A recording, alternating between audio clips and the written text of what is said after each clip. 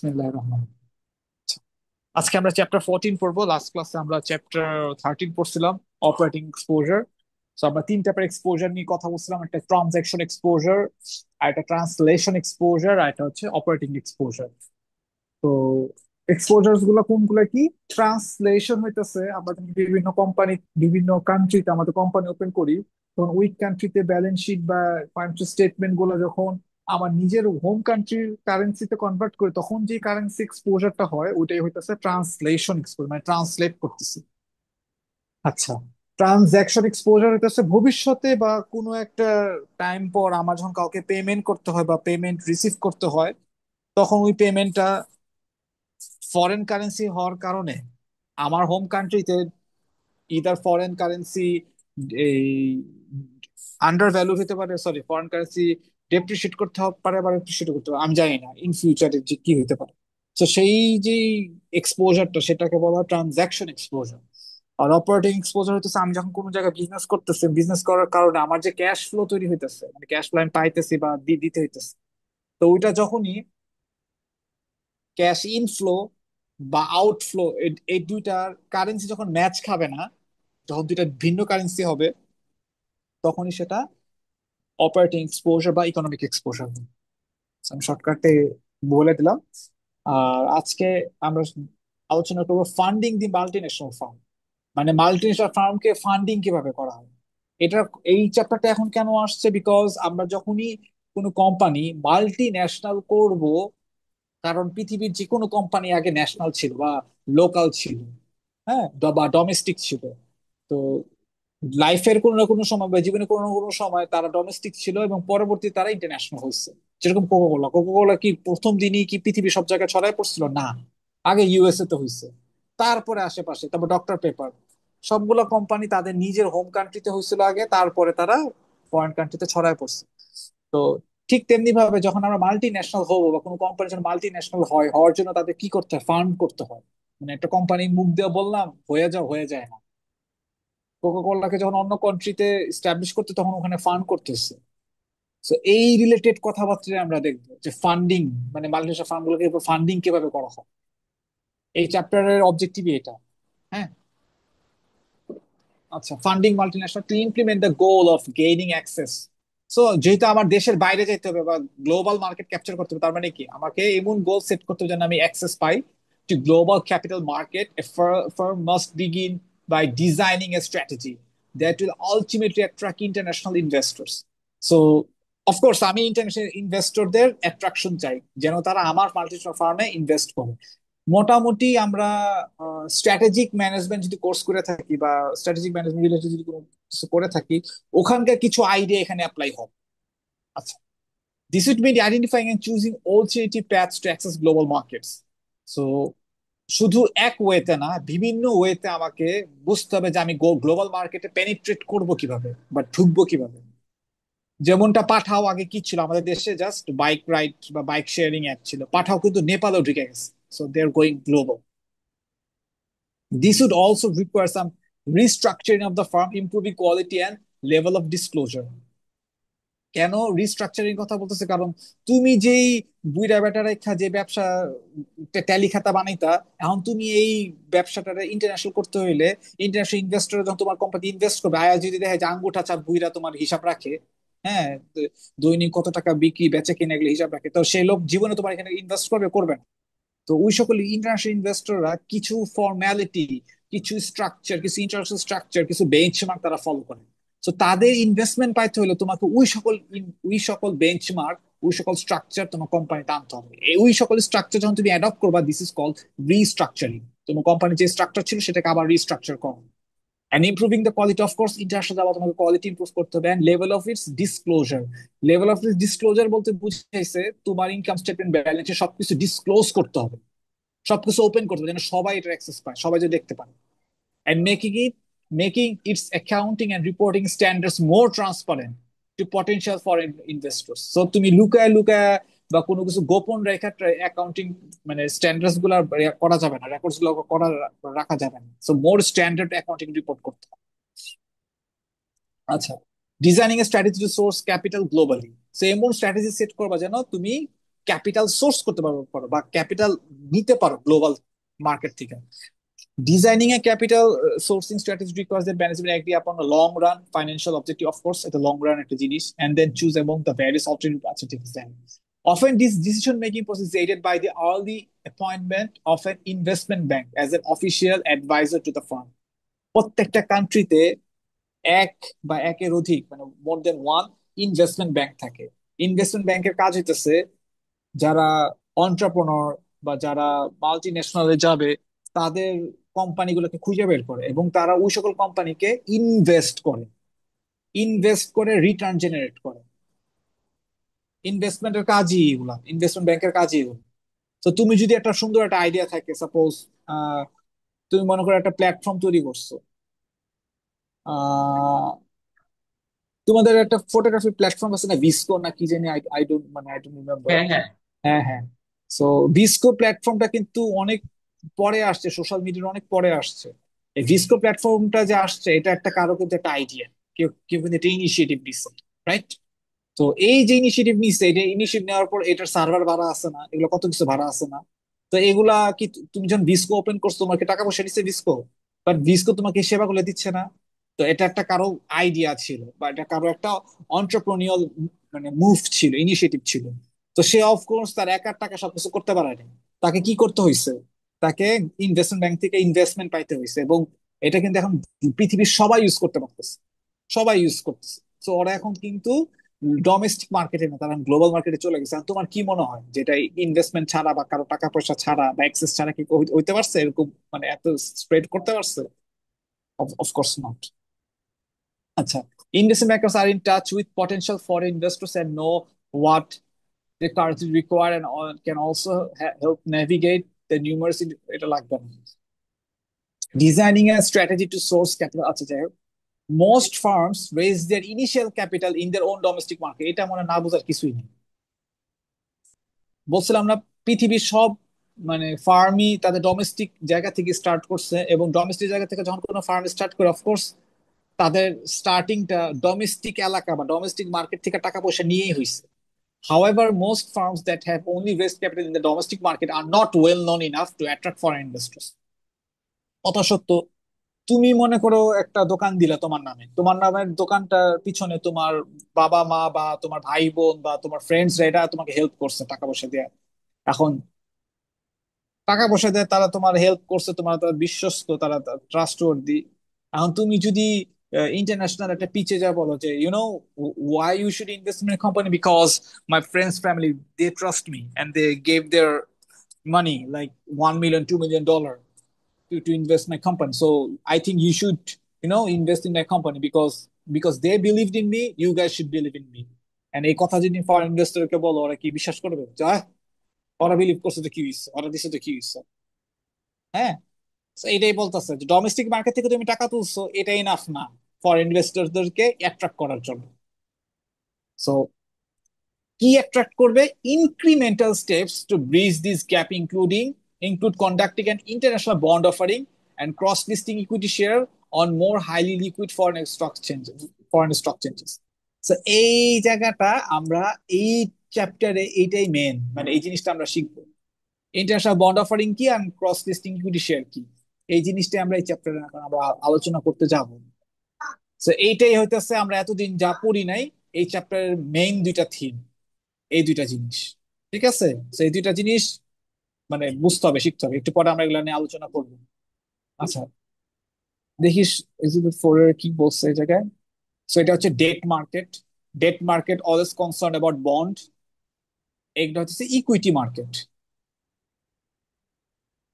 So debt মার্কেটের মধ্যে international bond আছে, ইন্টারন্যাশনাল বন্ড ইস্যু এখানেও আছে। সো আর একটু উপরে গেলে তখন কি দেখা গেছে। জি, আসসালামু আলাইকুম।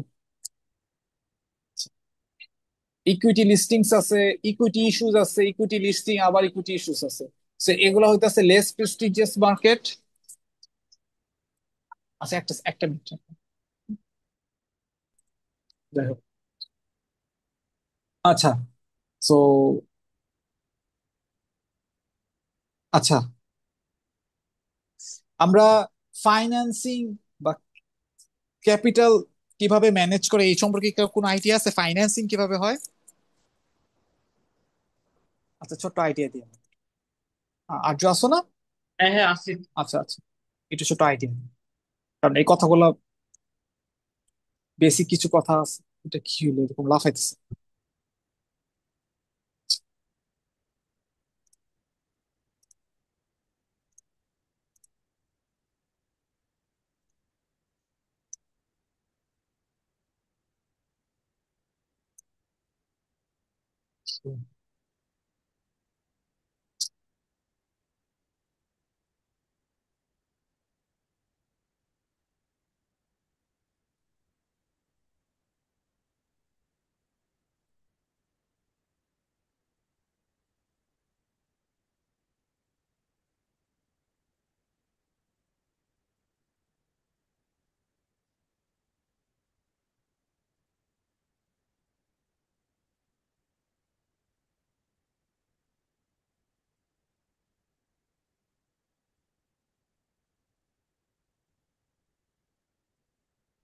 টাইপস অফ ফাইন্যান্সিং, হ্যাঁ, দুই টাইপের হয়।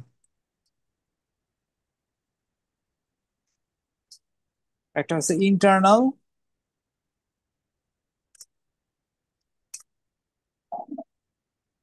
আর একটা হচ্ছে এক্সটার্নাল।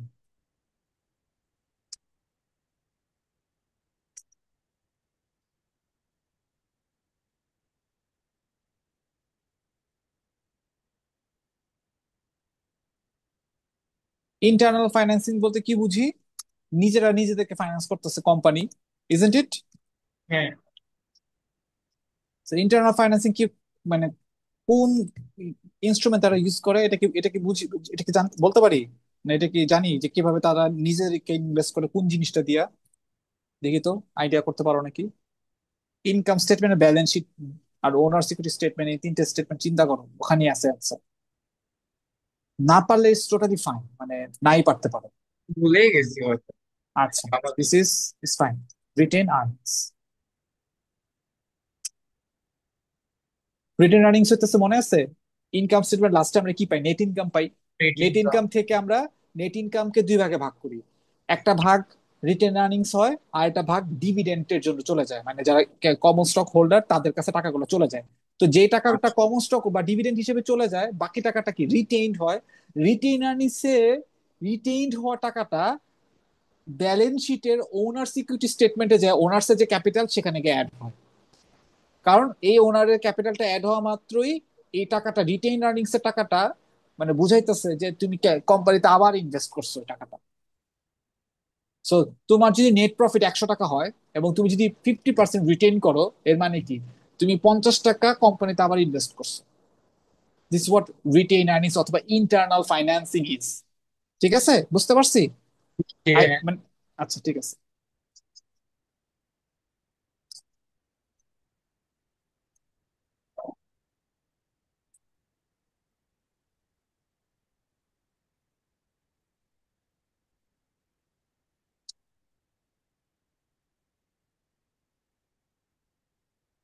এক্সটার্নাল ফাইন্যান্সিং কি দেখি, বলতে পারো নাকি? এক্সটার্নাল ফাইন্যান্সিয়াল ফাইন্যান্সিয়াল যেগুলো হচ্ছে government bonds, bond stocks. Financing করতেছো তো তুমি, যদি গভর্নমেন্ট বন্ড স্টকস মানে তুমি এগুলো কিনলে তো তুমি ফাইন্যান্সিং হইতেছো, তুমি টাকা তো আসতেছো না। ফাইন্যান্সিং মানেতেছে তুমি ইউ আর ম্যানেজিং মানি, মানে মানে ইউ আর অ্যাকচুয়ালি সোর্সিং মানি, মানে মানি টাকা সোর্স করা। তুমি যদি হ্যাঁ হ্যাঁ। গভর্নমেন্ট বন্ড স্টকস বলো, তার মানে কি বুঝাইতেছো? তুমি এগুলো কিনছো, তুমি কিনলে তো টাকা তো চলে গেল, টাকা তো আর আসলো না। এক্সটার্নাল ফাইন্যান্সিং তার মানে কি এটা আপনার হুম। বাইরে থেকে টাকাগুলো আসতেছে? একই জিনিস। হ্যাঁ, ইন্টারনাল হচ্ছে ভিতর থেকে আসতেছে, এক্সটার্নাল বাইরে থেকে আসতেছে। বাইরে থেকে আসছে। সো কিভাবে আসতে পারে বাইরে থেকে, মানে কি কি উপায় অবলম্বন করলে আসতে পারে? আম, আমরা অন্য কোনো অন্য দেশে বিজনেস করলে অথবা লোকালি কোথাও বিজনেস করলে তখন বিজনেস করার জন্য যে টাকাটা, ওই টাকাটা সে কই পাবে? লোন, হ্যাঁ, লোন। লোনটা কোথা থেকে? Loan is one of the bank, external financing, right. আর ব্যাংক কিভাবে থেকে হইতে পারে? লোন হইতে পারে। তারপর আপনার আহ, আরেকটা কি আছে লিজ, এটাই লিখতেছি।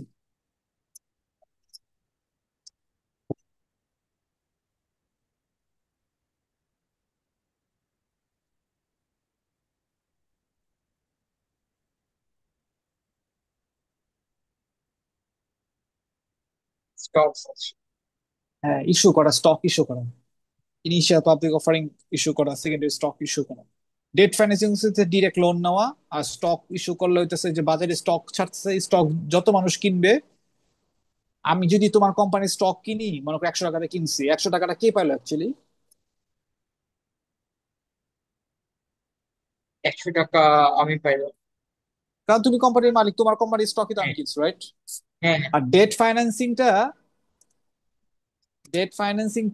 এটাও অ্যাকচুয়ালি দুইটা জিনিসকে বোঝায়। একটা হইতেছে লোন,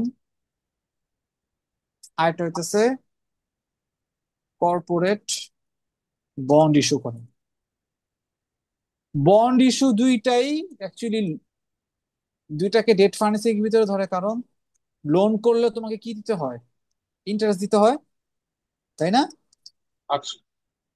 আচ্ছা, কেন? মানে এটা তো লোন নিছো কম ব্যাংক হ্যাঁ, থেকে, হ্যাঁ, আছে, এটার কাছে interest কি দিতে দিতে হবে? হবে। ইন্টারেস্ট দিতে হবে। কর্পোরেট বন্ড ইস্যু করছো মানে কি? কর্পোরেট বন্ড দিছো, আমি তোমার কোম্পানি কর্পোরেট বন্ড কিনছি 10 লাখ টাকা দিয়া। 10 লাখ টাকা তো কোম্পানির কর্পোরেট বন্ড কিনা মানে কি, এই বন্ডের এগেনস্টে একটা কুপন রেট থাকে 10% বা 12%। ওই কুপন রেটটা হচ্ছে তুমি ওই ইন্টারেস্টটা আমাকে পে করবে প্রত্যেক বছর।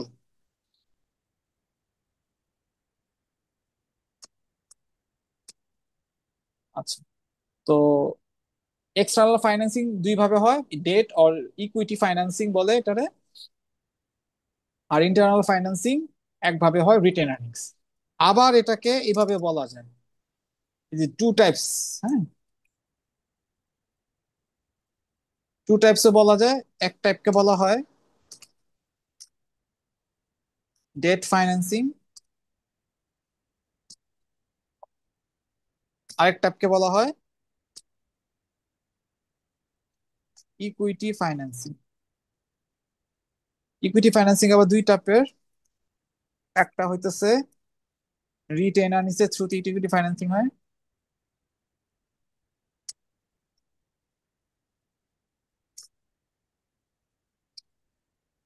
আর একটা হইতেছে ওই যে স্টক, স্টক ইস্যু। তো এইভাবেও দুই ভাগে ভাগ করা যায়। তো ফাইন্যান্সিং বা ক্যাপিটাল সোর্সিং করা বলতে এগুলোই বুঝি। কথাটা বা এই জিনিসগুলো আলোচনা কেন করলাম, কারণ এই জিনিসগুলো আমাদের লাগবে ফান্ডিং। কথা শব্দে আমরা যে জিনিসগুলো ইউজ করব, কথাগুলো ইউজ করব, এই ওয়ার্ডের মিনিং গুলা কি যেন আমরা বুঝতে পারি। ডেট ফাইন্যান্সিং বললেই বুঝবো, বা ইকুইটি ফাইন্যান্সিং বললে এগুলো যেন বুঝতে পারি, যেগুলা কেন আসতেছে বা কি রিজনে আসতেছে, ঠিক আছে? এবং আচ্ছা, দেখো, ডেট ফাইন্যান্সিং করতে গেলে আমার কি আসবে? কস্ট অফ ডেট আসবে। ইকুইটি ফাইন্যান্সিং করতে গেলে আমার কি আসবে? কস্ট অফ ইকুইটি আসবে। সো বুঝতে পারতেছি আগের চ্যাপ্টার সাথে যে কিভাবে কানেক্টেড, কিছুটা ধরতে পারতেছি। বুঝতে পারছি। হ্যাঁ। সো ডেট ফাইন্যান্সিং এর ভিতরে আবার কি আছে? লোনের আছে, কর্পোরেট বন্ড আছে। So, এটার আলাদা আলাদা তোমার কস্ট অফ ডেট আছে। তারপর ইকুইটি ফাইন্যান্সিং এর ভিতরে দুইটা জিনিস আছে, রিটেন আর্নিংস আবার স্টক। সো এই দুটোর আলাদা আলাদা কি আছে? কস্ট অফ ইকুইটি আছে। তখন দেখবা যে হিসাবে, ও আচ্ছা এই কারণে এগুলো হিসাব করতেছি, তখন তুমি বুঝবো ও আচ্ছা এই জন্য এইভাবে ভাগ ভাগ করে করতেছি। তো এই জন্য এই কথাগুলা বলে নিলাম আগে। হ্যাঁ, এগুলো হচ্ছে মানে বেসিক কিছু কথাবার্তা। নিয়ে যাও, নিয়ে যাও, দাও নিয়ে যাও। হুম, ঠিক আছে। আচ্ছা, তুমি আসতেছো কবে জানি? একটা সেকেন্ড। আচ্ছা, সো অপটিমাল ফাইন্যান্সিয়াল স্ট্রাকচার মানে ফাইন্যান্সিয়াল স্ট্রাকচারটা অপটিমাল পজিশনে কিভাবে নিয়ে যাবো? So domestic theory of optimal financial structure must be modified considerably to encompass the multinational firm. So তুমি ডোমেস্টিক থিওরিতে বা ডোমেস্টিক আন্ডারস্ট্যান্ডিং এ তুমি যে অপটিমাল ফাইন্যান্সিয়াল স্ট্রাকচার করছিলা, সেটা ওভাবে রাখলে হবে না। মাল্টি ন্যাশনাল পর্যায়ে এটা কোন ভাবে করা উচিত সেটা তোমাকে কনসিডার করতে হবে। Most finance theorists are now in agreement about whether an optimal financial structure exists for a firm, and if so, how it can be determined. So কিভাবে ডিটারমাইন করা উচিত? অপটিমাল ফাইন্যান্সিয়াল স্ট্রাকচার মিনিং কি? মানে আমরা যে financial structure বা এগুলো কথাবার্তা বলতেছি, মিনিং কি? Optimal financial structure. জিনিসটা কি? সমস্যা নেই, এটা ইজি জিনিস, কিন্তু কথাটা লিখছে আমার জানি না। ফাইন্যান্সিয়াল স্ট্রাকচার হইতেছে ডেট পার্সেন্টেজ কত এন্ড ইকুইটি পার্সেন্টেজ কত। মানে কি? মানে এই যে আমরা এটা তো জানি assets equals to liability plus owner equity, জানি না?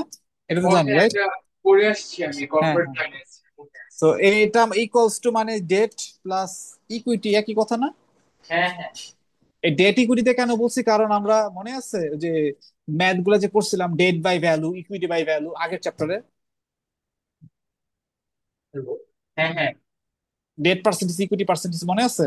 ওই যে cost of debt cost of equity বের করার জন্য। হ্যাঁ হ্যাঁ, সো ওটা মনে আছে। সো সো তোমার টোটাল কোম্পানি ভ্যালু হইতেছে এ।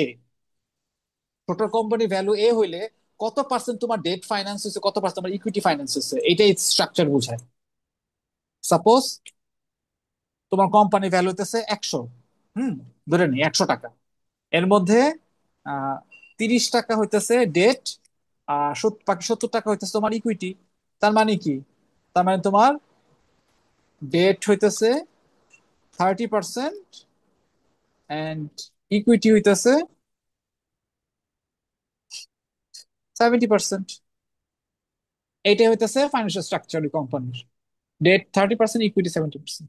সো কোন পার্সেন্টেজটা বা কোন স্ট্রাকচারটা রাখলে সেটা অপটিমাল, এটা তোমার নিজে বের করে নিতে হবে। বা একটা কোম্পানি কোনো একটা ইন্ডিকেশন থাকে যে এত পার্সেন্ট বাই এত পার্সেন্ট, এত পার্সেন্ট থাকলে এটা ইয়ে। তো ফাইন্যান্সিয়াল স্ট্রাকচারটা বুঝছি, মানে কি বুঝাইছে? হ্যাঁ, এটা বুঝছি, বুঝতে পারছি।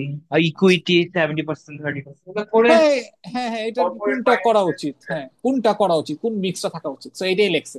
Particular mix of debt and equity that minimise a firm's cost of capital. যেইটা, যে মিক্সটা কস্ট অফ ক্যাপিটাল কে মিনিমাইজ করবে, অর্থাৎ এই কস্ট অফ ক্যাপিটাল বলতে কারে বুঝেছে বুঝছো? এই যে কষ্ট। ভদ্রলোক, এই কস্ট অফ ক্যাপিটাল ওয়াক রে বুঝেছে। এই ওয়াক জানি কেমনে বের করতাম আমরা, মনে আছে লাস্ট হ্যাঁ চ্যাপ্টারে হ্যাঁ। পড়ছে না? হ্যাঁ। তো এই ওই যে, হ্যাঁ হ্যাঁ হ্যাঁ, এই রাইট, এইটা ডিফারেন্স। যোগ এইটা, তাই না? Cost of equity plus cost of debt, এভাবে করে বের করছিলাম না? সো হ্যাঁ যেই যেই পার্সেন্টেজ বা যেই মিক্সে, যে পার্সেন্টেজ মিক্সে এই ওয়াইকের ভ্যালু সবচেয়ে লোয়েস্ট, সেটাই হইতেছে তার কি,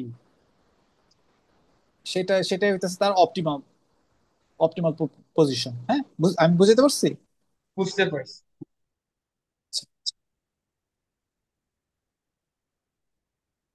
সো দেখো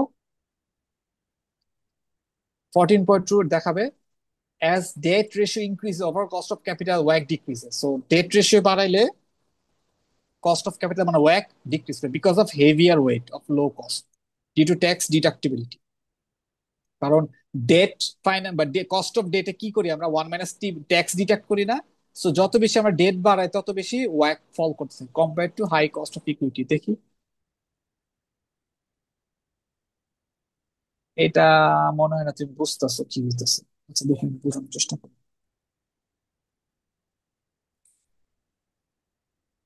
সো কস্ট অফ ইকুইটি হইতেছে ব্লু লাইনটা, কস্ট অফ ডেট হইতেছে কালো লাইনটা, আর ওয়াক, cost of debt plus cost of equity হইতেছে এই অ্যাশ কালার লাইনটা।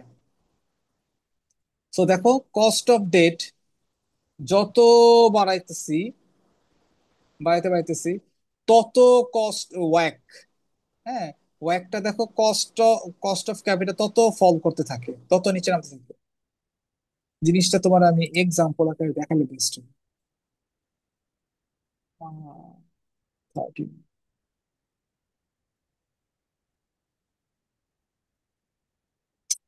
দিলাম কি ওপেন হলো কি?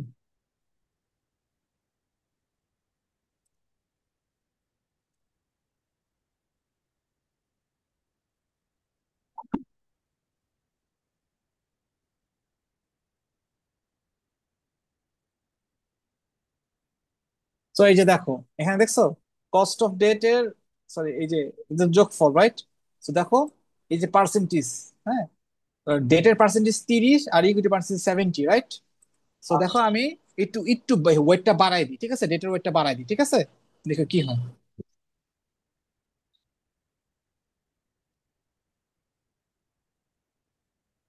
খেয়াল করতে পারছি কি হয়েছে? 30% যখন ছিল তখন ওয়াইক কত আসছে? 8.05। আর এখানে কত আসছে? 6.70, তাই না? হ্যাঁ, এখন তোকে বাড়ায় দিই, 30% 40% করলাম। এখন কমে গেছে। হ্যাঁ, আবার দেখো বাড়ায় দিই।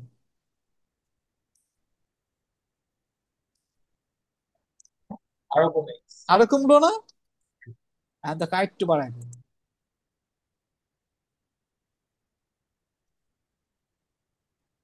আরো কমলো না? আচ্ছা দেখো একটু কমলো।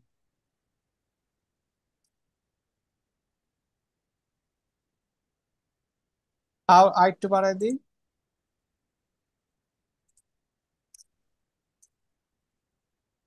দেখছো? So, এত বাড়ানো যায় না।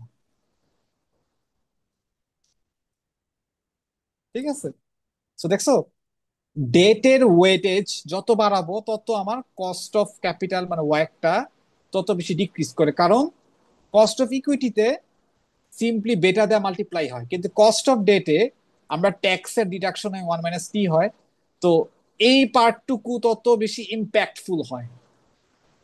এটা যত হেভিয়ার হবে, কস্ট প্রপোর্শন অফ ডেট বা ডেটের ওয়েটেজটা যত হেভি হবে, তত কস্ট অফ ক্যাপিটাল তত ফল করবে। ঠিক এই কথাটাই বলছে। As the debt ratio increases, মানে ডেটের ওয়েটে যত বাড়াবো, overall cost of capital decreases because of heavier weight of low cost, due to যে ট্যাক্স ডিডাকশন থাকে, যে এই যে এই পার্টটা compare to high cost of equity. So দেখো এই যে এটা হইতেছে কস্ট অফ ডেট, ব্লুটা হইতেছে কস্ট অফ ইকুইটি। এই দুটার যোগ করলে আমরা কি পাই? কস্ট অফ ক্যাপিটাল ওয়াক। সো দেখো যত আমি এখান থেকে দেখো যত আমি ইনক্রিজ করতেছি, কস্ট অফ ডেট যত ইনক্রিজ করতেছি, তত দেখো এই কস্ট অফ ক্যাপিটাল নাইমা আসতেছে, নাইমা আসতেছে। যত ইনক্রিজ করতেছে তত নাইমা আসতেছে, নাইমা আসতেছে, আসতেছে, আর ও বাড়তেছে। এটাই বলছে। বুঝতে পারছি। আমি বুঝাতে পারছি মনে, রাইট? হ্যাঁ হ্যাঁ, ঠিক আছে। আচ্ছা, তো এখন আমরা কোন ফাইন্যান্সিয়াল স্ট্রাকচারটা অপটিমাল মাল্টিন্যাশনাল লেভেলে, ওইটা আমরা বের করার চেষ্টা করব। Domestic theory of optimal financial structures need to be modified by four more variables in order to accommodate the case of M&E. চারটা জিনিস দেখতে হয়, একটা হচ্ছে ক্যাপিটালের অ্যাভেলেবিলিটি আছে নাকি, আরেকটা হচ্ছে ডাইভার্সিফিকেশন অফ ক্যাশ ফ্লোস, আরেকটা হচ্ছে ফরেন এক্সচেঞ্জ রিস্ক, আর এটা হচ্ছে expectations of international portfolio investors, ওই যে এক্সপেক্টেড রিটার্ন। সো যারা ইন্টারন্যাশনাল পোর্টফোলিও ইনভেস্টর্স, তারা তোমার কোম্পানি থেকে কি এক্সপেক্ট করবে? তারা যদি ভালো এক্সপেক্ট করে তাহলে তারা বেশি ইনভেস্ট করবে, আর যদি তারা খারাপ এক্সপেক্ট করে তাহলে তারা কোনো একটা ইনভেস্ট করবে না। সো অ্যাভেলেবিলিটি অফ ক্যাপিটাল, এটা আমার পড়ানোর অ্যাকচুয়ালি কিছু। সো মার্কেটে যদি ক্যাপিটাল অ্যাভেলেবল থাকে তাহলে অফকোর্স তুমি টাকা পাবা। আর যদি মার্কেটে ক্যাপিটাল অ্যাভেলেবল না থাকে তুমি টাকা পাবা না, তোমার কেউ টাকা টাকা ইনভেস্ট পাওয়া। করবে না। হ্যাঁ, মানে মনে করো তুমি এই জিম্বাবুয়েতে গেছো, জিম্বাবুয়ের মার্কেট, অফকোর্স জিম্বাবুয়েতে যাওয়া মানে কি গোয়িং ইন্টারন্যাশনাল, এন্ড জিম্বাবুয়ের অফকোর্স ক্যাপিটাল মার্কেট আমাদের দেশের মধ্যে লিকুইড না, ওদের আরো বেশি ইলিকুইড। তো এখানে অবশ্যই অ্যাভেলেবল নাই ক্যাপিটাল। তো তুমি ওই সকল কান্ট্রিতেই যাবা যে জায়গায় ক্যাপিটাল অ্যাভেলেবল, লিকুইড মার্কেট বেশি আছে। আচ্ছা, এটা এক্সপ্লেনেশন করার দরকার নেই। Diversification of cash flows. The theoretical possibility exists that multinational firms are in a better position than domestic firms to support higher debt ratios because their cash flows are diversified internationally. কেন diversified internationally বুঝাইছে? কারণ তোমার company যদি বাংলাদেশেও থাকে, আমেরিকাতেও থাকে, তো America থাকলে মজাটা কি, বাংলাদেশে যদি টাকার মান ফলো করে, তুমি যখন আমেরিকা থেকে তোমার ডলার গুলো বাংলাদেশে ঢুকাবা, তখন তোমার ব্যবসাটা চাঙ্গায় উঠবে, মানে আরো বেশি, মানে জায়গা উঠবে। হ্যাঁ হ্যাঁ কারণ আমি মনে বুঝাতে পারতেছি, রাইট? হ্যাঁ তো যত বেশি কম, যত বেশি দেশে বা ইন্টারন্যাশনালি যতগুলো কান্ট্রি তুমি কাভার করবো, তত তোমার ক্যাশ ফ্লো গুলো ডাইভার্সিফাইড পাই হইতেছে, মানে আরো বেশি ভালো পাইতেছে, ইজন্ট ইট? হ্যাঁ কিন্তু উল্টা পাল্টা কান্ট্রিতে গেলে আবার হবে না। যাদের যাদের এগেন্সে তোমার কারেন্সি উইক, ওই সকল কান্ট্রি বা যাদের যে সকল দেশের কান্ট্রির সাথে সাথে তোমার কারেন্সি কোনো সম্পর্কই নাই, সে সকল কান্ট্রিতে গেলে তোমার কোনো ডাইভার্সিফিকেশন আসবে না। Foreign exchange risk and cost of debt. When a firm issue foreign currency denominated debt, its effective cost equals to after the cost of repaying the principal interest terms. আচ্ছা যাই হোক, this is amount includes the nominal cost of principal and interest in foreign currency adjusted for any foreign exchange gains or loss. এটা হইতেছে যখন আমরা foreign exchange, মানে আমরা যখন বাইরের কান্ট্রির সাথে যখন আমরা মানে বিজনেস টিজনেস করি, তখন আমার টাকাটা বা ট্রানজ্যাকশন এক্সপোজার থাকে। ট্রানজ্যাকশন এক্সপোজার থাকলে তখন আমার কি হয়, তখন আমার টাকার ভ্যালু ফলো করতে হবে, টাকা ভ্যালু বাড়তেও পারে। তো সেই ক্ষেত্রে আমার কস্ট অফ ডেটটা ক্যালকুলেট করতে হবে, মানে এটি বলতেছে যে ক্ষেত্রে আমার কস্ট অফ ডেটটা কি, এটা আমার ক্যালকুলেট করবো। এইটি বলছে, এটা মানে অত সিরিয়াস কিছু না। আচ্ছা, এক্সপেকটেশন, এটা আমার মনে হয় না এটা আমার করতে হবে, বলতে হবে। যারা পোর্টফোলিওতে ইনভেস্ট করে বা তোমার ইনভেস্টর যারা, তারা তোমার থেকে কি এক্সপেক্ট করতেছে। সো একটা গ্লোবাল নর্ম কি আছে যে ইউএস এন্ড ইউকে, যে এটা সবচেয়ে মোস্ট লিকুইড এন্ড আনসেগমেন্টেড মার্কেট দেখায়, কিন্তু এটা একটা নর্ম। যাই হোক, সো এই যে এখন একটু কথাগুলো শুনুন। ইকুইটি রেস করবা, ইকুইটি রেস করা মানে কি হচ্ছে, ইকুইটি ক্যাপিটাল, ইকুইটি ফাইন্যান্সিং, হ্যাঁ, ওটার কথা এখানে বলতেছে।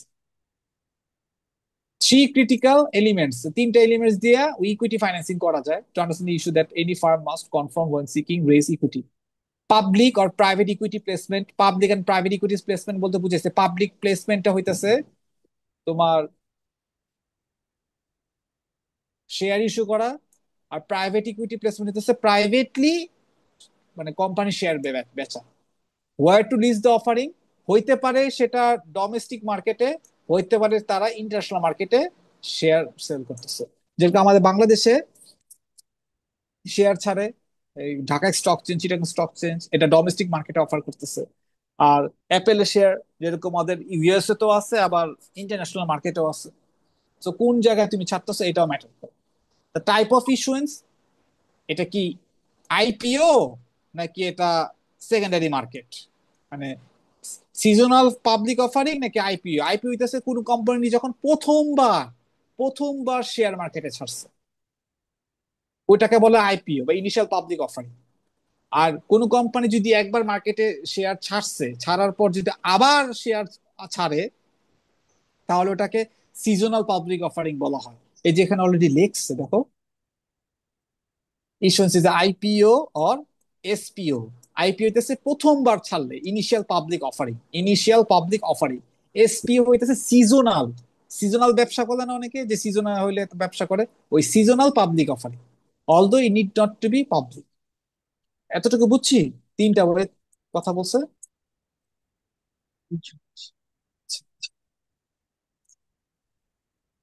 সো এই দুইটা নিয়ে আমি বলে ফেলছি অলরেডি। বাকি দুইটা জিনিস বলতেছে যে আইপিও আর এসপিও। বাকি দুইটা জিনিস কি, বাকি দুইটা হচ্ছে Euro equity, the initial sale of shares in two or more markets and countries simultaneously. So দুইটা অথবা দুইয়ের বেশি মার্কেটে একটা কান্ট্রি যখন ইনিশিয়াল সেল গুলা বা ইয়াগুলা যখন সাইমালটেনিয়াসলি সেল করতে থাকে, ওটা ইউরো ইকুইটি। আর ডাইরেক্টেড ইস্যু হইতেছে the sale of shares by a publicly traded company to a specific target investors or market, public or private, of in a different country. So তুমি target করে দিচ্ছ যে এই সেগমেন্টের মানুষজন বা এই কর্পোরেটের মানুষজন, যখন তুমি টার্গেট করে দিচ্ছ অ্যাকচুয়ালি যে স্পেসিফিক পার্সনরাই কিনতে পারবে বা স্পেসিফিক পিপলরা কিনতে পারবে। সো ওগুলো হচ্ছে ডাইরেক্টেড ইস্যু, মানে সবাই কিনতে পারবে না, এটা জাস্ট গুটি কয়েক মানুষ মানুষ কিনতে পারবে। যেরকম তুমি মনে করো একটা শেয়ার লঞ্চ করলা, মনে করো আরজিউ শেয়ার হোল্ডিংস, হ্যাঁ, তুমি জাস্ট তোমার নামে তুমি একটা শেয়ার ওপেন করলে, এটা যদি পাবলিকলি ওপেন করে দাও, তাহলে এটা ইদার ইনিশিয়াল পাবলিক অফারিং হবে অথবা সিজনাল বা সিজন পাবলিক অফারিং হবে। এখন তুমি বলছো যে না, এটা শুধুমাত্র ব্যাংকের যারা মালিক তারাই কিনতে পারবে, আর কেউ কিনতে পারবে না। তখন এটা কি হয়ে যাবে জানো, এটা তখন ডাইরেক্টেড ইস্যু হয়ে গেছে, তখন তুমি স্পেসিফিক করে দিচ্ছ। আমি মনে তোমার বুঝাইতে পারছি, রাইট? আচ্ছা, এই যেখান থেকে তোমার গুরুত্বপূর্ণ জিনিস শুরু হবে। Equity listing, shares of a publicly traded firms are listed for purchase or sale on an exchange, and investment banking firm is typically retained to make a market in the shares. Such a cross listing key. Cross listing is the listing of a company's share on exchange in a different country market. It is intended to expand the potential market for the firm's shares to a larger universe or investors. আমারে বলো তো কি বুঝছো মিনিংটা?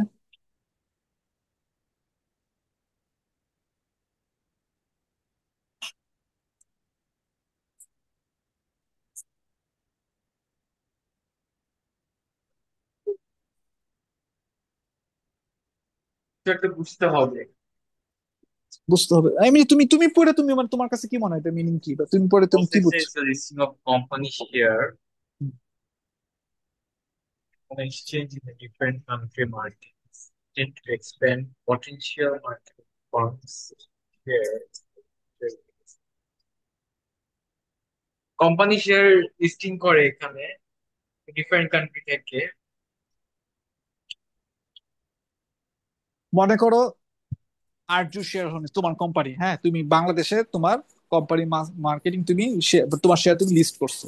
এখন তুমি তোমার বন্ধুর সাথে কথা বলছো যে, দোস্ত আমি চাই লন্ডনের মানুষও আমার কোম্পানি শেয়ার কিনো। তো তোমার বন্ধু বললো যে, আচ্ছা বন্ধু আমি তো লন্ডনে থাকি, ইস্ট লন্ডনে মনে করে আছি, আমার এখানে একটা ফ্রেন্ড আছে ও ইনভেস্টমেন্ট ব্যাংকিং এ জব করে, so why not I talk to him. তখন ও ওর সাথে কথা বলার পর ও মনে করো ইনভেস্টমেন্ট ব্যাংকিং এর যে ফ্রেন্ডটা তোমার সাথে যোগাযোগ করলো যে, স্যার আপনার তো এরকম এরকম এটা এটা লাগবে, ডকুমেন্টস লাগবে, দেন আমরা এখানে চাইলে আপনার কোম্পানির শেয়ার গুলো এখানে লিস্ট করতে। তখন তোমার কোম্পানির শেয়ার গুলো যখন লন্ডনের এক্সচেঞ্জ ইস্যু লিস্ট হয়ে গেল গা, তার মানে কি তোমার কোম্পানি এখন লন্ডন এক্সচেঞ্জেও মানুষ কেনা বেচা করতে পারবে। এই যে লিস্টিং করলো, this is what cross listing is. তাহলে তুমি ইনভেস্টর শুধুমাত্র বাংলাদেশ থেকে পাইলা না, তুমি এখন লন্ডনের মানুষ থেকে ইনভেস্টর পাইতেছো। আমি কি বুঝতে পারছি? আরেকটা এক্সাম্পল।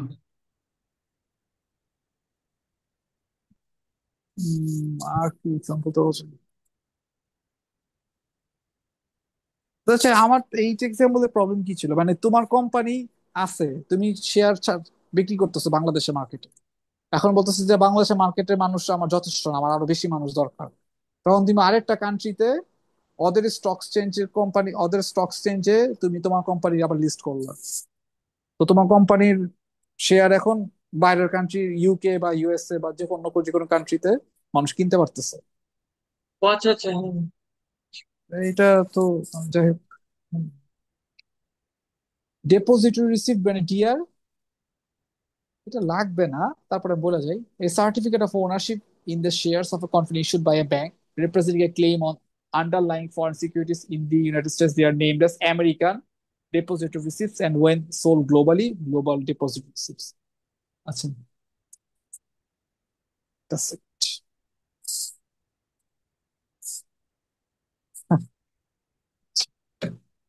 প্রাইভেট প্লেসমেন্ট, এই রুলস টুলস গুলা না পড়ে নিও, মানে এগুলা টাইম ওয়েস্ট করতে চাইতেছি না, এগুলা এগুলা মানে সেলফ এক্সপ্লেনেটরি জিনিস।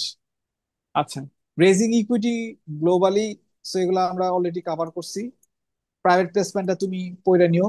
প্রাইভেট প্লেসমেন্ট এগুলো এগুলো কঠিন না, এগুলো রিডিং পড়লেই তুমি বুঝতে পারবে, মানে এটা আমি চাইতেছি হ্যাঁ না এই হ্যাঁ, জায়গায় টাইম অনলাইনে ওয়েস্ট করতে। অনেক হ্যাঁ, প্ল্যাটফর্ম আছে, হ্যাঁ, এটা এটা সহজে বুঝাই হ্যাঁ, দেয়। মানে এটা মানে ইজি জিনিস। হ্যাঁ, আমি একটু আচ্ছা। মোর কমপ্লিকেটেড জিনিসে যাই। আচ্ছা, ওই যে আইপিও, আইপিওটা কি জাস্ট প্রথমবারের জন্য ছাড়ছে, শেয়ার ছাড়ছে। So shares of private company sold to the public market for the first time. হ্যাঁ, আইপিও তাহলে বুঝছি।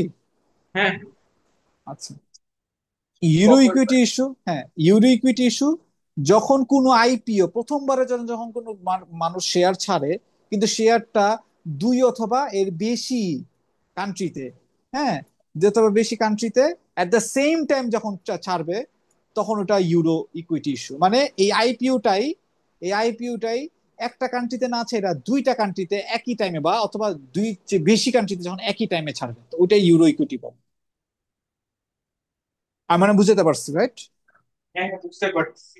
আচ্ছা, দুইটা কান্ট্রিতে একইভাবে different time। এও এও লাগবে না। একই জিনিস বারবার লেখছে কেন?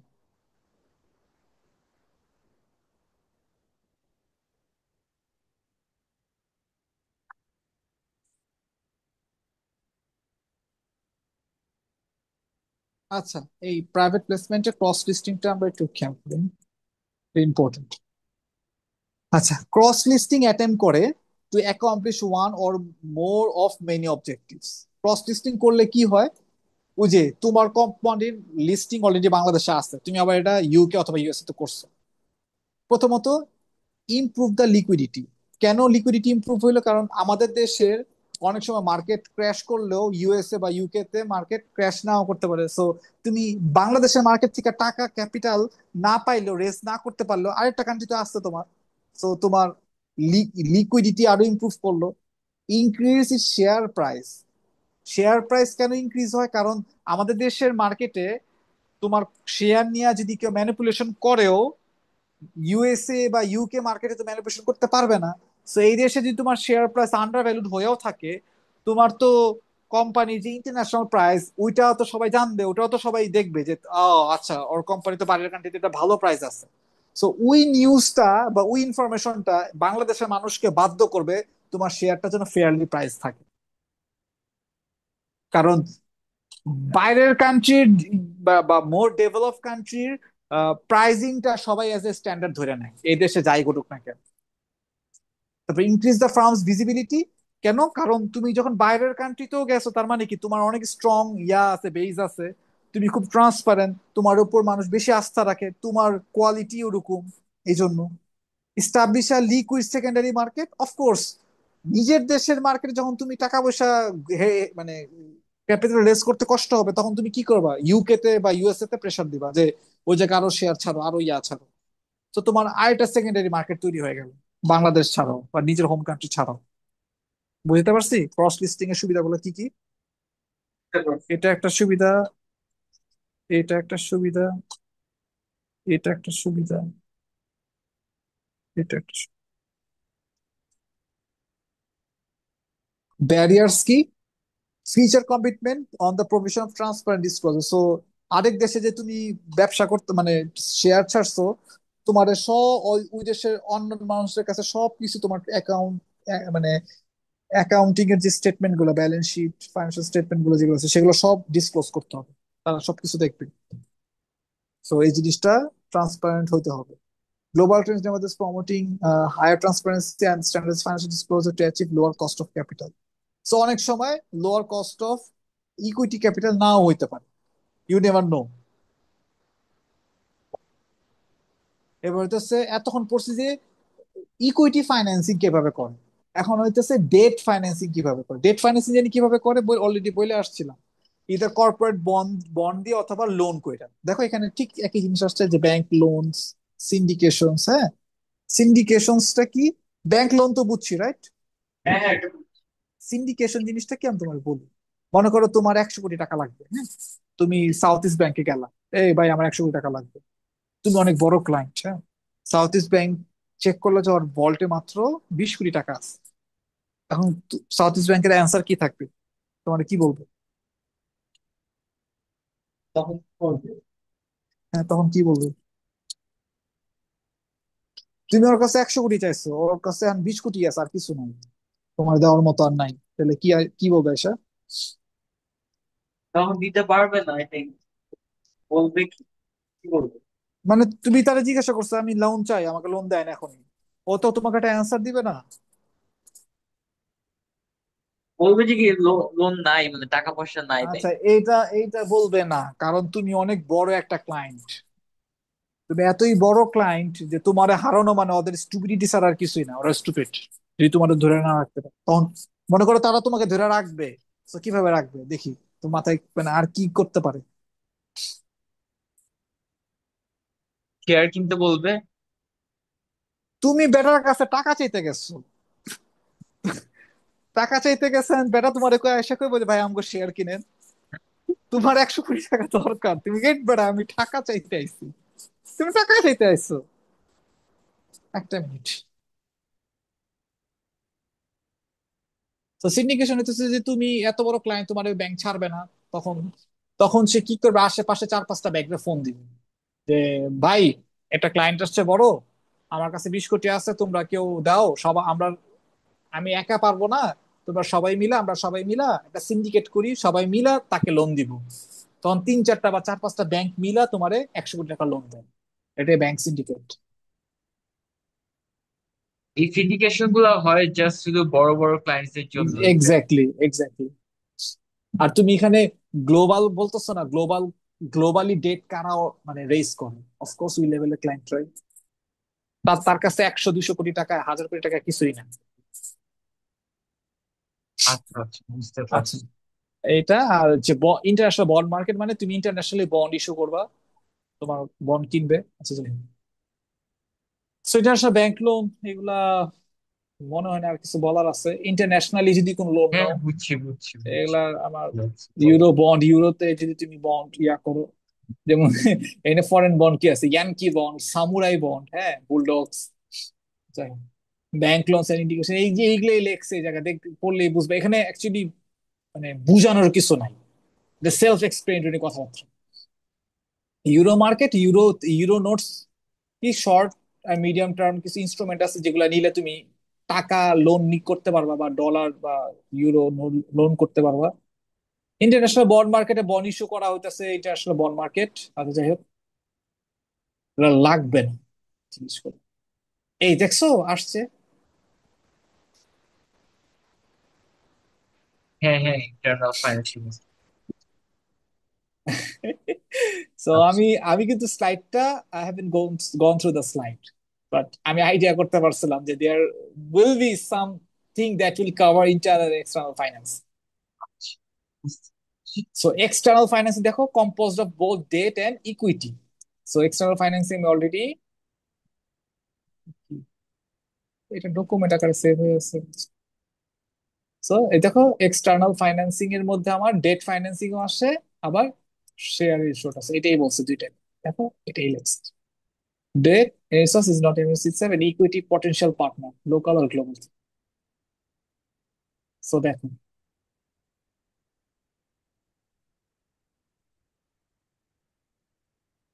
মানে একটা কোম্পানি কিভাবে ফাইন্যান্সিং পাচ্ছে, ইকুইটি থেকে, ডেট থেকে, কোনো জায়গায় লিজ বা ডেট ক্যাশ থেকে, আবার ইন্টারনাল যখন হয় তখন যে রিটার্ন আর্নিংস থেকে, তাকে কি বলতে হয় দেখতেছো। এক্সটার্নাল সোর্স কি হতে পারে, কোনো জায়গা থেকে টাকা ধার করলে, অন্য কোনো কোম্পানি থেকে ধার করলে, অথবা এই জয়েন্ট ভেঞ্চার করলেও তারা টাকা পায়, অথবা এই শেয়ার হোল্ডারদের থেকেও টাকা পায়, মনে করো বাজারে শেয়ার ইস্যু করছে, ওখান থেকে তারা লোকাল লিকুইডিটিতে তারা টাকা পায়। আর এগুলো হচ্ছে লোন করা, এই যেটা লোন করা, হ্যাঁ, এটা এই দুইটা হচ্ছে ডেট, এই দুইটা ডেট ফাইন্যান্সিং, ডেট। আর এই লোকাল হচ্ছে এটা equity financing, equity financing. Subsidiary financing মানে সাবসিডিয়ারি মানে তোমার সাবসিডিয়ারি ওপেন করা, এরকম হতে পারে সেটা স্টার্ট আপ হতে পারে, তোমার গ্রোথ হতে পারে, তোমার বিজনেস ম্যাচিউর করতেছে, এগুলা মানে নিজেই ইয়া করতে পারো। সো এগুলাতে আমি টাইম নষ্ট করতে চাইতেছি না, এবং এর কোশ্চেন আসবে অনেক জায়গা। আচ্ছা যাই হোক, কি জানি দেখাবো এরপর, টিউটোরিয়ালটা, রাইট, টিউটোরিয়ালটা আমি ওপেন করছি। টিউটোরিয়ালটা একটু কোশ্চেন গুলো বুঝাই দিই। ক্রস লিস্টিং কি, what are the main benefits and disadvantages from cross listing on the share, এটা ডিরেক্ট অ্যান্সার, ডিরেক্ট অ্যান্সার এখানে দেওয়া আছে। এই যে ক্রস লিস্টিং এর বেনিফিটস গুলা কি কি, ক্রস লিস্টিং এর ইয়া করা কি কি, ব্যারিয়ার্স গুলা কি কি, এটা পড়লে এটা মাত্র এক্সপ্লেন করছে, এইটাই আবার এখানে তারা লেখছে একটু সুন্দর মতো করে লিখছে। Main advantage of localization and main advantage of finance structure for foreign subsidiaries that conforms to local debt norms are follows.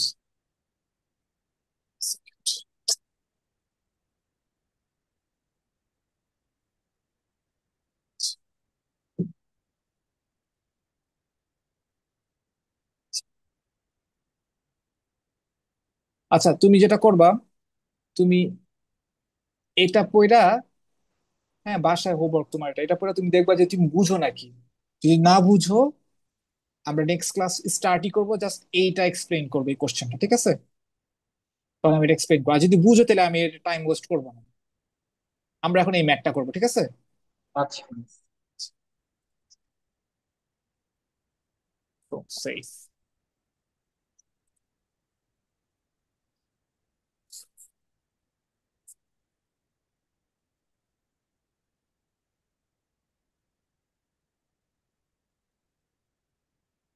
জিজ্ঞাসা করবো তুমি, মানে এরকম মানুষ আমি কম দেখছি। হ্যাঁ, উনি স্মার্ট আছে, ভালো স্মার্ট। উনি উনি একটু বোকা সাইজা থাকে, বাট উনি বোকা না, না উনি ভালো স্মার্ট, কিন্তু মানে একটু নার্ড গায় তো, নার্ড গায়। হ্যাঁ, কিন্তু মানে অ্যাকচুয়ালি উনি অনেক স্মার্ট পার্সন, আমার কাছে ভাল লাগে যে উনি শো অফ করে না, উনি যে স্মার্ট এটা উনি শো অফ করেন, এটা আমার কাছে খুব ভালো লাগছে। আচ্ছা, so Monroe Manufacturing, a French multinational company, has the following date components on its balance sheet. So কি কি date components আছে?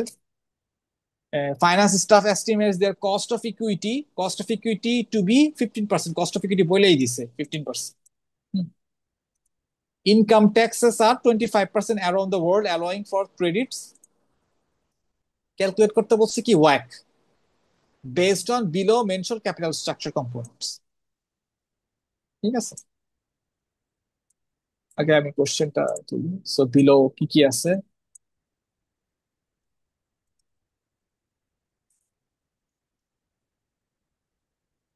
অ্যাসাম্পশন, ভ্যালু, আর হচ্ছে প্রি ট্যাক্স কস্ট,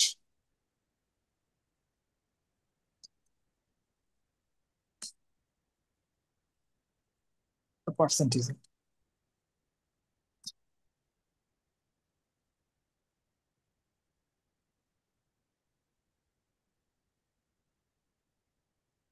ফার্স্টে ট্যাক্স রেট দিয়ে দিছে, ট্যাক্সের 25% বলা ছিল, ইজেন্ট ইট? টোয়েন্টি বলা ফাইভ ছিল না এটা? হ্যাঁ। হ্যাঁ। অবশ্য এগুলো তো কোশ্চেনে থাকবেই, মানে এটা তো কোশ্চেনেরই পার্ট। আমি আবার কেন বলতেছি। হুম।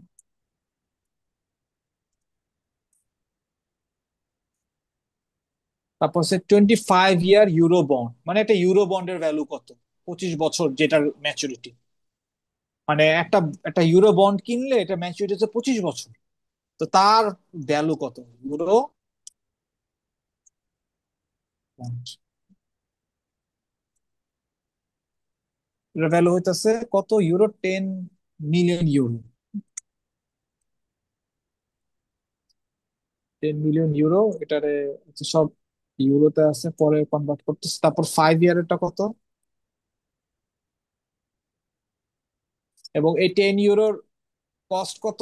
মানে এই ইউরোর কস্ট, প্রি ট্যাক্স কস্ট, মানে এই ইউরোর কেডি কত, কস্ট অফ ডেট কত? হ্যাঁ, দেখো এটা আলাদা করে দিয়ে দিচ্ছে, এই ইউরোর আলাদা বা কস্ট অফ ডেট আছে, ঠিক আছে?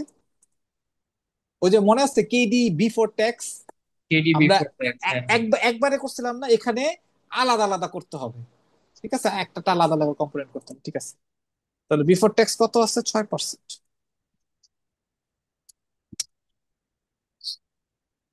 তারপর 5 ইয়ার,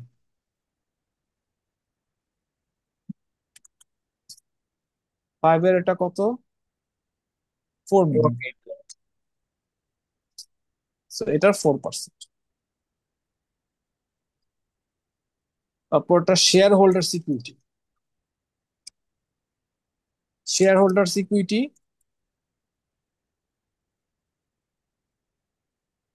সেটা cost of equity. Shareholders কয় টাকার ইকুইটি আছে? 50 মিলিয়ন। তো এগুলো সব ইউরোতে আছে, আমি এটা কাজ করি, এটা ইউরোতে নিয়ে আসি। নাম্বার ফরম্যাটে যায়, currency, euro, binary.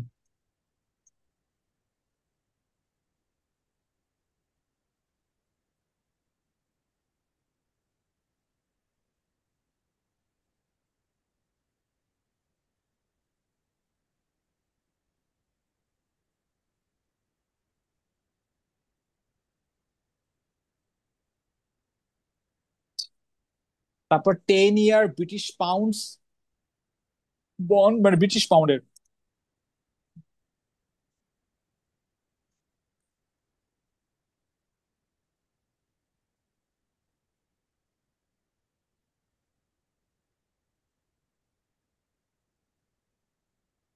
GBP, 10 million pound. এটা ও, এটা পার্সেন্টেজ ছিল 15%, লিখতে ভুলে গেছি আগেরটা, পরেরটা হইতেছে 5%। সুইস ফ্র্যাঙ্কের বন্ডও আছে, এতগুলা দিছে। আচ্ছা, 100টা থেকে আমার কি, যে কটা থাকো সে কটার জন্যই করবো, সমস্যা কি? 20 ইয়ার সুইস ফ্র্যাঙ্ক বন্ডস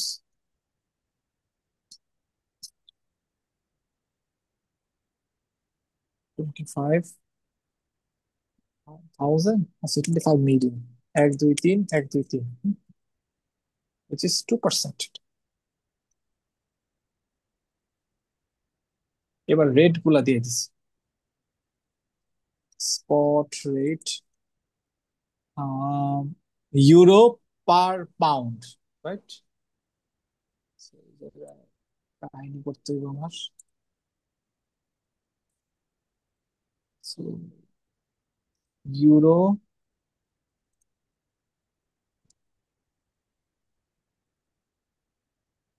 আবার পাউন্ড ইনসার্ট করি। So, euro per pound, for 1 pound 1.4100। পরেরটা, পরেরটা স্পট রেট হইতেছে এটা CHF। এটা কি, ইয়েন, ইয়েনে দিছে নাকি? ওরে বাবা। এটা সুইস ফ্রান্সিস ইয়েন। না, CHF হইতেছে সুইস ফ্র্যাঙ্ক, কিন্তু এটা কি? এটা ইয়েন। হ্যাঁ ইয়েন, এটা এটা জিজ্ঞেস করতেছিলাম, এটা অফকোর্স ইয়েন হবে, মানে আমি এটারে মনে হইতেছিল লামা লিফ।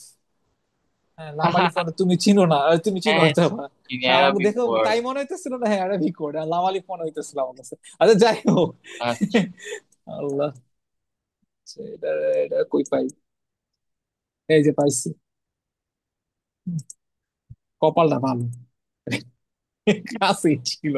যাক, 0.96। তারপর হইতেছে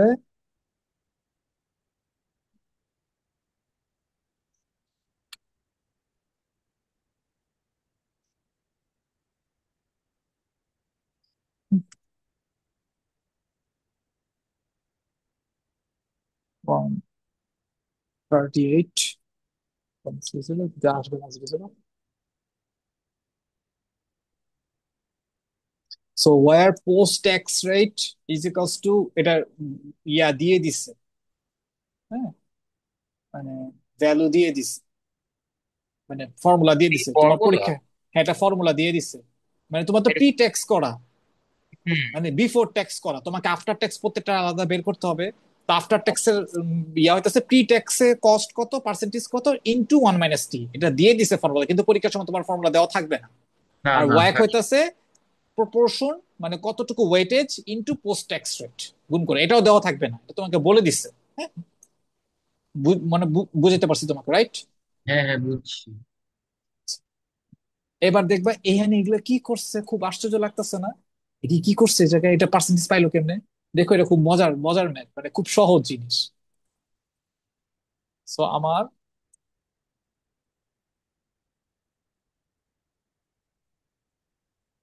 সবগুলাই আছে, সবগুলাই লাগবে, কম্পোনেন্টস। সো আমরা এখন সব ডেট গুলারে আনবো, তারপরে আমরা ইকুইটি গুলো বসাবো। বলতো এখানে কোনগুলা ডেট, ডেট ফাইন্যান্সিং কোনগুলা দেখি, বলতে পারো না? ডেপ্ট। হ্যাঁ আচ্ছা। ডেট কোনগুলা?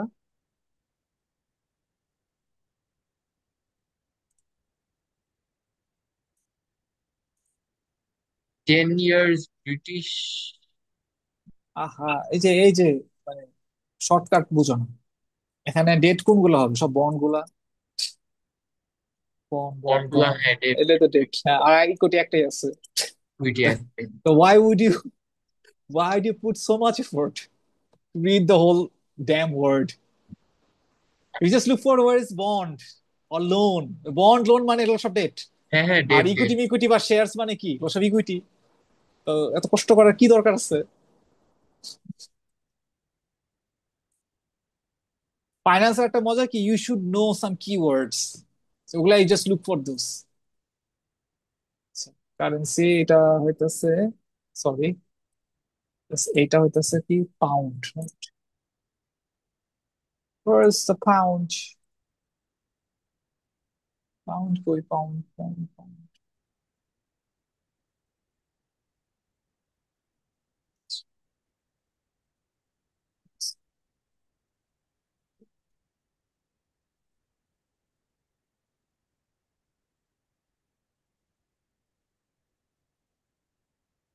কম্পোনেন্টস,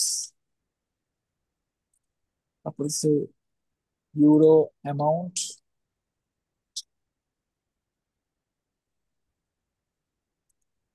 হচ্ছে প্রপোর্শন।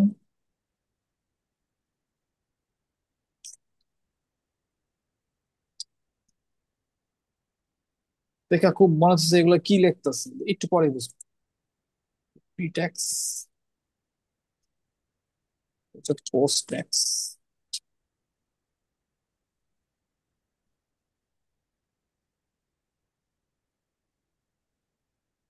ওয়েটেড ক্যাম্প কম্পোনেন্ট, এটা এটা পরে করতেছি। আচ্ছা, সমস্যা নেই, এটা করে ফেলতে পারবো।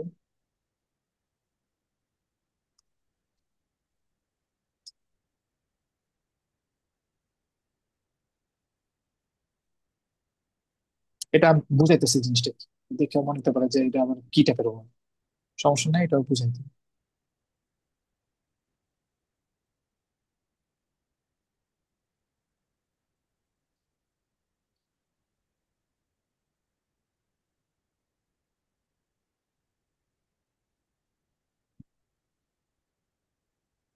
অঙ্কটা অনেক সহজ, আবারও বলতেছি, তুমি যখন দেখাবো তুমি হাসবা যে হ্যাঁ হ্যাঁ, এটার দিকে এত স্যার এত কাহিনী কেন করলেন, তো সহজ দেখতে। তো আমরা ফার্স্টে কারে আনবো, সব ডেট গুলার আনবো, রাইট? প্রথম ডেট কোনটা ছিল? এটা ছিল, তাই না? আচ্ছা। যে প্রথম ডেটটা আনলাম। তারপরে কোনটা ছিল? এটা ছিল, তাই না? হ্যাঁ। এটা আনলাম। তারপর ডেট এটা ছিল, এটা না? যেটা আনলাম। তারপরে কোনটা ছিল? এটা না? সরি, এটা না? এটা না। ঠিক আছে, এগুলো ভ্যালু গুলো এখন বসাবো পাশে। ঠিক আছে, এটার ভ্যালু কত? এত। ঠিক আছে, এটার ভ্যালু কত? এত। ঠিক আছে, পরেরটা ভ্যালু কত? এত। ঠিক আছে, তো পরেরটা ভ্যালু কত? এত। ঠিক আছে, কোনো অসুবিধা? না, অসুবিধা হওয়ার কথা। আচ্ছা, তারপর, তারপর তারপর আমার একটা বাকি আছে, কি ইকুইটি বাকি আছে, তাই না? ওই কুইটি, হ্যাঁ, এই লিখলাম নিচে ইকুইটি। বসাই দিস। হ্যাঁ, নিচে ইকুইটি বসাই দিচ্ছি। সো এগুলো আমার ডেট কম্পোনেন্ট। ডেটটা মনে করে আমি একটু কালার দিয়ে দিই, একটু মনে করে এই টাইপের কালার দিলাম। আর এটা আমার ইকুইটি কম্পোনেন্ট একটু গোল্ডেন কালার দিই, কারণ ইকুইটি তো।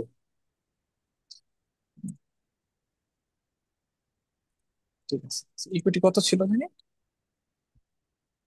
এইটা, তাই না? বসাই দিলাম, ঠিক আছে। আচ্ছা। তাহলে টোটাল কত? টোটাল কত, কত টাকা ফাইন্যান্স করলাম আমি? টোটাল ফাইন্যান্সিং, ফাইন্যান্সিং এখানে টোটালি থাকো, হ্যাঁ, টোটাল আমি কত টাকা ফাইন্যান্স করলাম?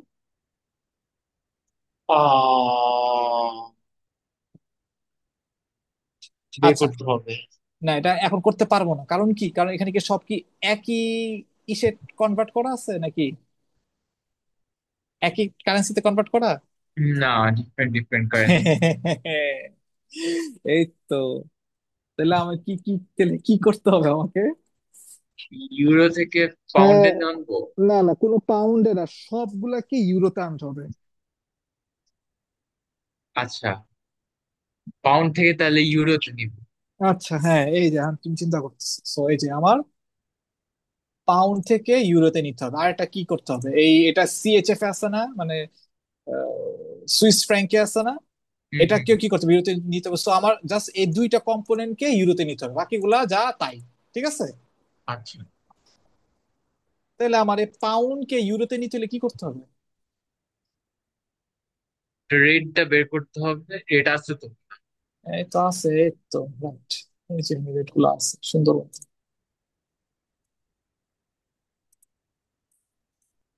বল, কি করবো?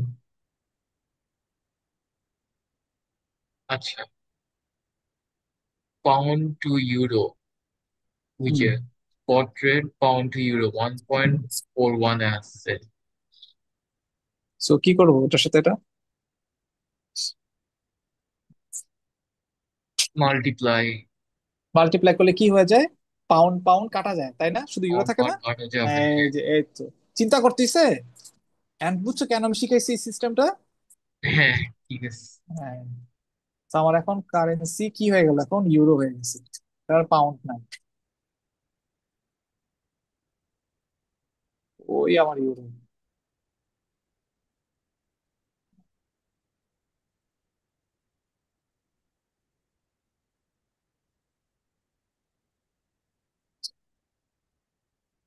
একটা ইউরো হয়ে গেল। ঠিক আছে। তারপরে আবার কি আছে আরেক যা বেজাল্লা, সুইস ফ্র্যাঙ্ক, রাইট? ওরে কি করতে হবে আমার? ইউরোতে নিতে হবে, দেখি তো কি করা যায় এটারে। ইউরোতে কেমনে নিব? এখন সুইস ফ্রান্সে আছে, রাইট? হুম। ইউরোতে নিব। সিএইচএফ, সিএইচএফ, তাহলে ভাগ দিতে হবে। মানে কার সাথে কি করব? ওই 25 মিলিয়ন ডিভাইডেড হ্যাঁ, বাই 13,138। 138, রাইট? ভাগ দিব কেন? ভাগ দিলে একমাত্র সিএচএফ টা নিচে যাবে, ইউরোটা উপরে উঠে আসবে, সিএচএফ কাটা চলে যাবে। হ্যাঁ, now correct. Now now your thinking.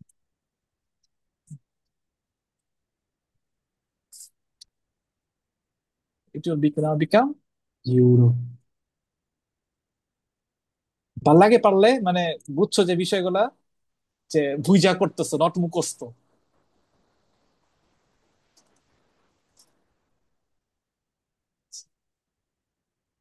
তা তোমার কি হয়েছে, সব ইউরোতে আছে, তাই না? হ্যাঁ, ইউরোতে আছে। Now you can add.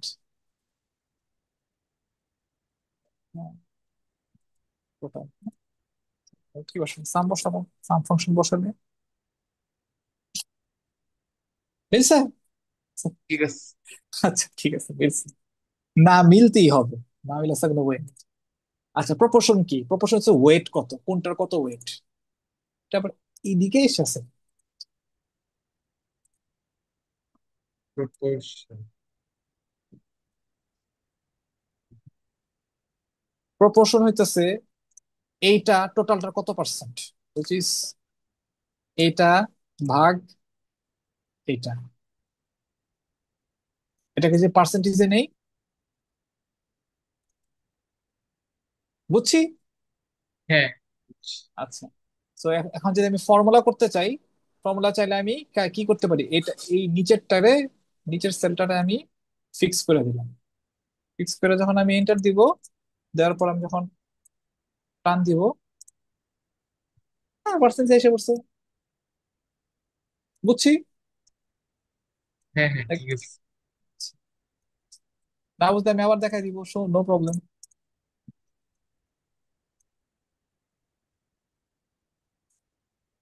নিচেরটা কেন করি না, কারণ এটা 100% হবে, দেখো। ও ওর 100%ই তো, এটা তো না বোঝার কিছু নাই। নিজে নিজের সাথে ইয়া করলে এটা 100%ই হবে। ঠিক আছে। আচ্ছা। তো আমি প্রপোর্শন পেয়ে গেছি। হ্যাঁ, এবার প্রি ট্যাক্সটা হইতেছে, এটার প্রি ট্যাক্স কত ছিল, এত মনে আছে? 6%। এটার প্রি ট্যাক্স কত ছিল? আচ্ছা, বসাই দিব। হ্যাঁ, দেখতে চাই। হ্যাঁ এক্স্যাক্টলি। এটার প্রি ট্যাক্স কত ছিল, 10 ইয়ার? এটার প্রি ট্যাক্স কত ছিল? আর shareholder pretax 15%। Sorry.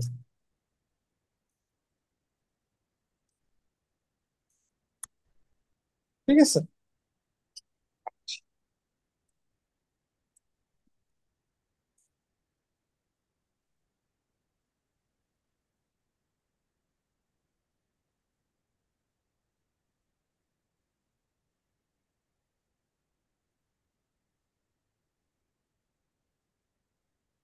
Post tax কি হয়? প্রি প্রি ট্যাক্সের value into one minus, one minus T, মনে আছে? যে ফর্মুলাটা, এই যে pretax into one minus T, isn't it? তাহলে 12। তো লেখা দিই, তারপর তোমার জন্য ইজি। টু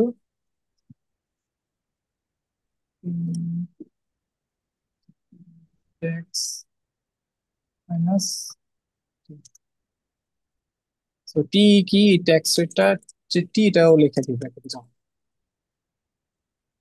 ঠিক আছে, বুঝছি। 1 মাইনাস ট্যাক্স। তো এইটা ইন্টু ওয়ান মাইনাস ট্যাক্স, এটা আমি এফ ফোর দিয়ে লক করব।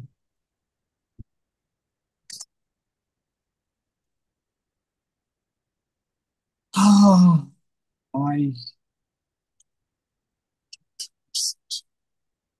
এরপরে রেফারেন্স চাইতেছে, কি সমস্যা? যে মাল্টিপ্লাই দেওয়া লাগবে T24 এর পরে। ও, ওরা আবার তো ভুলেই যায় কেন, না, কেন হ্যাঁ। জানি।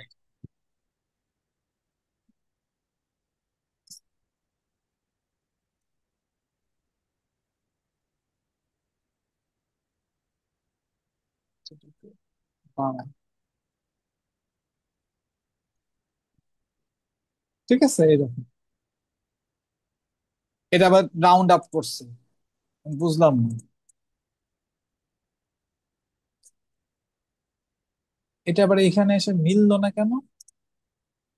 ও, মিলছে তো, এই যে, সরি, এটা মিলে গেছে। 4.5, 3.7, 1.5, 1.5, নিচেরটা 15%। ও, নিচেরটা 15% কেন হবে বলতে পারবা? কেন দিচ্ছে? হ্যাঁ। ইকুইটিকে আমরা ট্যাক্স ডিডাক্টেবল করি না, মনে আছে? ওয়াকের ইয়া, এই যে, এই যে, ও এই যে, এই যে, এই যে, এই যে, এই যে, এটা শুধুমাত্র ডেটের ক্ষেত্রে 1 - T করি, কিন্তু আচ্ছা, আচ্ছা। ইকুইটির ক্ষেত্রে কি করছি দেখো, ইকুইটির ক্ষেত্রে সাথে আমরা 1 - T অ্যাডজাস্ট করছি। না, না। এই তো। এই জন্য নোটে একটা লিখে দেন, ইকুইটিকে ট্যাক্সের ডিডাক্টর। আচ্ছা,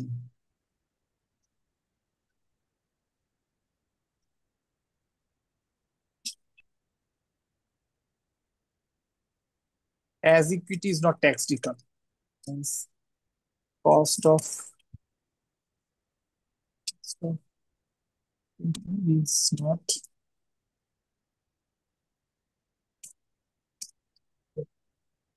ঠিক আছে, ঠিক আছে, আচ্ছা, আচ্ছা, বুঝতে পারছি। ঠিক আছে, বুঝতে পারছি। হ্যাঁ, হ্যাঁ।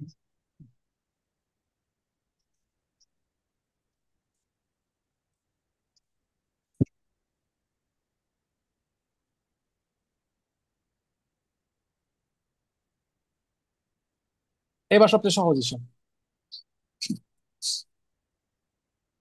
এ প্রপোর্শনের সাথে এটা মাল্টিপ্লাই করবো, proportion into post tax. Proportion যেটা পাইছি সেটার সাথে মাল্টিপ্লাই করবো কি, পোস্ট ট্যাক্স। আমরা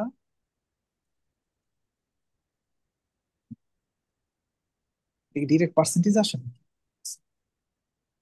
হ্যাঁ, আসছে পার্সেন্টেজ। তো বুঝতে পারছি। আচ্ছা, এটা প্রপোর্শন লেখা দিই। 12.77%। Proportion 7% into, post tax 4.50। এই যে সবগুলা পোস্ট ট্যাক্স পাইলাম না, হ্যাঁ। এটার সামেশন, 0.57। এটাই হইতেছে।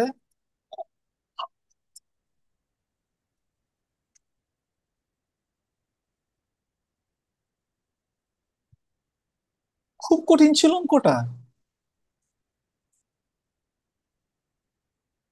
হ্যাঁ, হ্যাঁ, বুঝি নাই। খুব কঠিন ছিল অঙ্কটা। ও, না, না। ইজিএস।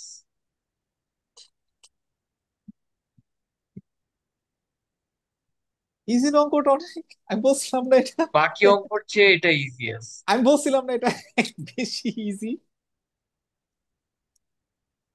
এইগুলাই করছে, সেগুলা সে ভাইঙ্গা ভাইঙ্গা দেখাইছে, কিন্তু আমার মনে হয় না স্টুডেন্টরা ঠিক মতো বুঝবে। আমার মনে হয় এই ভিডিওটা দেখলে তাদের আইডিয়াটা বেশি ক্লিয়ার করতেছে কি।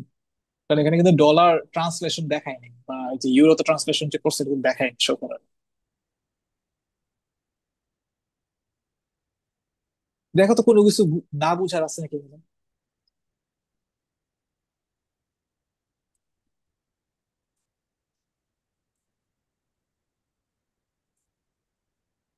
আছে কোনো কিছু না বুঝার? না, না, না, বুঝে কিছু নাই। বুঝতে পারছি।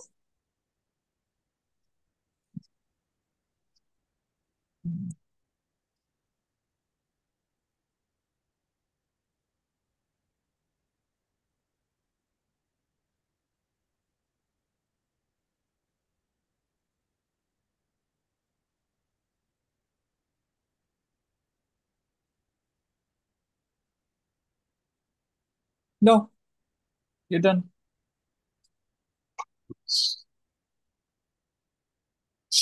আমারও আজকে ফুয়েল শেষ।